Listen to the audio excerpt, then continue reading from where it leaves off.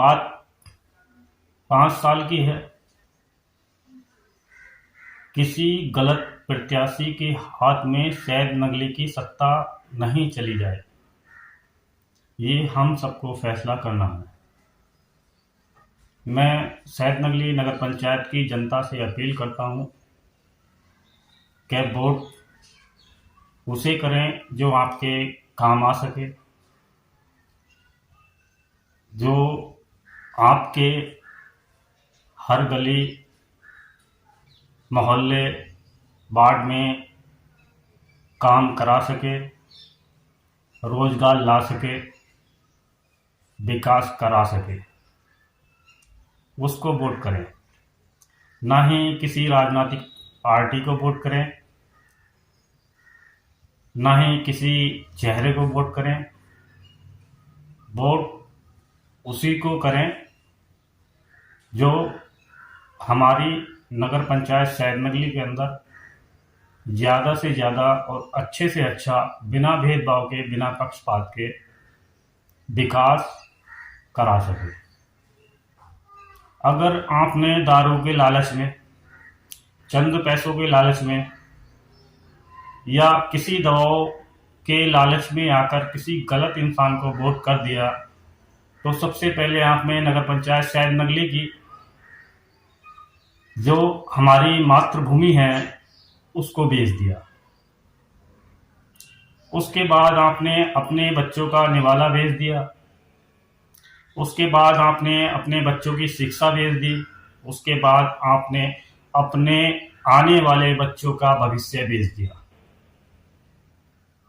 तो मेरे दोस्तों, मेरा बस यही कहना है कि बहुत सारे चेयरमैन पद के प्रत्याशी हमारी नगर पंचायत शहद नगली में उभर कर आए हैं। उनमें कुछ नए चेहरे भी हैं और पुराने चेहरे भी हैं, और हम सब भली भांति जानते हैं कि कौन हमारे नगर पंचायत शहद नगली में विकास करने योग्य है और कौन नहीं है। जो पड़ोस में रहते हैं वो भी भली भांति जानते हैं। तो इसलिए मना किसी से मत करो। कोई खिला रहा है तो खाओ, सबकी जय जयकार करो, मगर अपने दिलों में, दिमाग में अच्छे से बैठा लेना कि हमारी नगर पंचायत शहद नगली का विकास कराने के योग्य कौन है।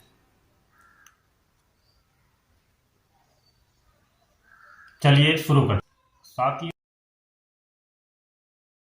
ये बीजेपी की सत्ता में आने से कौन परेशान है? कल समाजवादी सत्ता में आ जाएगी तो कौन परेशान होगा?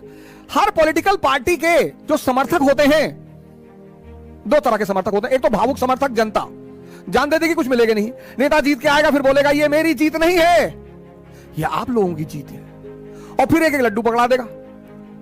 पब्लिक बड़ी खुशी होगी, अरे नेताजी आए और कंधे पे हाथ रखे और कहे ये तुम्हारी जीत है। लड्डू में खुश है, पकड़ा दिया लड्डू, ये ले। राजनीति जो है वो अर्थव्यवस्था की गार्जियन है। जिसके कब्जे में राजनीति, उसके कब्जे में अर्थव्यवस्था। ये जो नेता लोग आपका पैर छूते हैं ना आकर, कोई आईएएस अधिकारी दिखाओ जो पैर छूता हो, क्योंकि उसका एग्जिस्टेंस आपके ऊपर है ही नहीं। किसी आईएएस ऑफिसर को दिखाओ, आईपीएस अफसर को दिखाओ कि उसका चपरासी है 55 साल का और 22 साल का आईपीएस, और जाके पैर छू ले, छुएगा नहीं वो। ये नेता आपका पैर छूते, अब इलेक्शन आ रहा है, पैर छुए, खटाखट पैर छुएंगे सब। और गांवों में जाके तो गाय का पैर छू ले, बकरी का पैर छू ले, किसी का भी छू ले। सर ये पैर छुआना बंद करवा दो। इतना पैसा आता है ना, 5 करोड़ तो सांसद निधि आती है, वो तो इनके लिए चाय पानी के लिए है, 25 करोड़ 5 साल में। बाकी तो ये अरबों रुपए का धंधा करते हैं। ये 100-100 करोड़, 200-200 करोड़, 300-300 करोड़, 400-400 करोड़ जो इलेक्शन में लगाते हैं ना सर, तो 1000 करोड़, 1500 करोड़, 2000 करोड़ कमाते हैं। तब तुम वीडियो खींच के डालते हो, गोंडा की शहरों पर, सड़कों पर पानी का भराव भरेगा ही जब तक इस देश की जनता पैसा लेकर वोट देगी, शराब लेकर वोट देगी, तब तक इस देश में नेता कभी अच्छा होगा ही नहीं, क्योंकि जो अच्छे लोग हैं उनके पास पैसा ही नहीं है। कलाम साहब, उनके पास कहां पैसा है?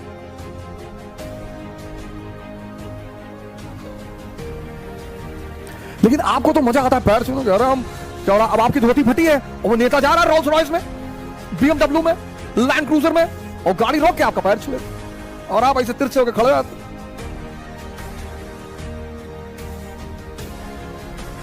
वो पैर छूता ही है पैर खींचने के लिए। ये यूपी बिहार, ये क्या है? सीरिया और इराक है हिंदुस्तान के। ये ब्राह्मण महासभा, क्षत्रिय महासभा, कायस्थ महासभा, भीम आर्मी, ये सब कौन है? ये ठेकेदार है, ये ठेकेदार हैं, ठेकेदार।